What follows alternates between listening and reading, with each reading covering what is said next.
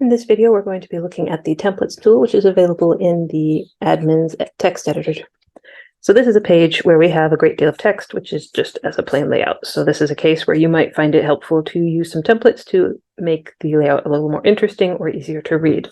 So if we go into the admin, we can see this page. And again, you can see all that same content laid out here. In order to add a template, we're going to go to this templates menu. I will note I'm not going to go into every single one of these templates in this video, just because a lot of these are variations on the same concept. So 1, 2, 3, 4 column layouts, that sort of thing. But we will talk about best practice and how to implement these. So I would recommend that you do start out like this, where you have your content in the text editor up front.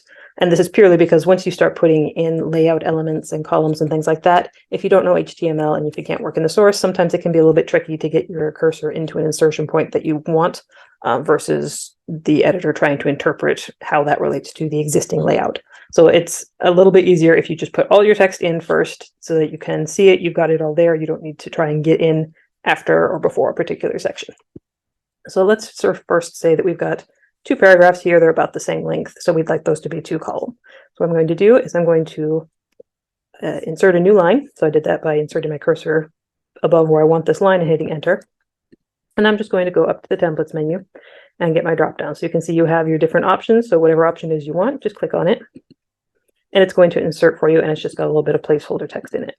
So now I'm going to take the text that I want to put in those columns, in this case here. So I'm just drag and select, or you can potentially multi-click depending on your device. Cut it. And I'm going to come here and select the placeholder text. I like to paste as plain text. In all cases, it's just a good, useful habit, but you can also avoid some issues of formatting coming through that you didn't necessarily want when you put your content into a column versus wherever it was previously. So I'm going to paste as plain text, which I'm doing on a Mac with Shift-Command-V. And I'm going to do the same here. So I'm going to select that paragraph, cut, and paste as plain text. Now you can see I've got a line here that I didn't want anymore, so I'm just going to come back here and delete those. So now I've got 2 columns. If I save this, come to the front end, I can do a hard refresh just to make sure I get the cache cleared. And now you can see I've got that text in 2 columns. So let's take a look at a few other options in the templates menu. So let's find a new insertion point. Again, going to a paragraph, hitting enter to create a new line. There aren't going to be many templates where you would not do best to create a new line. The only exception would be potentially the buttons. Even then, you may find your layout is a little bit cleaner if they have their own line. So bear that in mind. So again, I'm going to open the template menu and scrolling through. Just a note on the columns, you can see that you do have these 2, 3, 4, 5. These would be all equal columns. And then the thirds column would be basically the screen as if it was broken into 3 columns, but then 2 of the columns are merged. So 1 and 2 would be 1 column, and then a second column that's twice the width of the first. And the same concept with the 1 3/4 columns. It's going to be a 4 column layout, but you've got a 1 and a 3 merged column layout.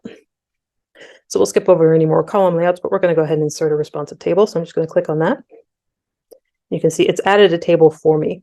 It's got 2 rows, one's a header, one's the actual data row, and it's got 2 columns. So if I want to add some more columns, all I need to do is click anywhere in the table, and then I can use the drop down for column or rows to insert above or below. I would not recommend inserting any rows above the header row. So if you had selected here, you can see that's turned on. You want to make sure that if you're doing a responsive table, you always have a header row, and it's the very first row in your column. Otherwise, you could get issues on smaller screens. But going back down into the data rows, if I want to insert a few more rows, just add as many as I need. And you can see these rows insert blank. And if I want to add another column, in this case, you can select anywhere, including the header rows. Again, just open the column menu and insert column to the left or to the right. And then you can just start filling in your text. So if you're working with one of the cells that had data pre-inserted, just select it and type over it. If you have the blank cells, just type in there. And if you added too many rows, you can also delete them. Just select within the row you want to get rid of and delete it, and that will go away. So this is a way that you can very quickly add a table that has all of the information needed for formatting and responsive breakdown without having to configure all that yourself. Let's go ahead and try another template. So again, adding a new insertion point. In this case, let's do a button. So you can see that there are primary, success, info, warning, danger buttons, and they note here the standard color. Depending on your site, that color may vary a bit to match into your palette. And then you also have the same variations wide, and wide means it's going to take up the full width of the screen, which is a fairly popular option. So you can pick whichever one you want. I'm just going to grab a warning button.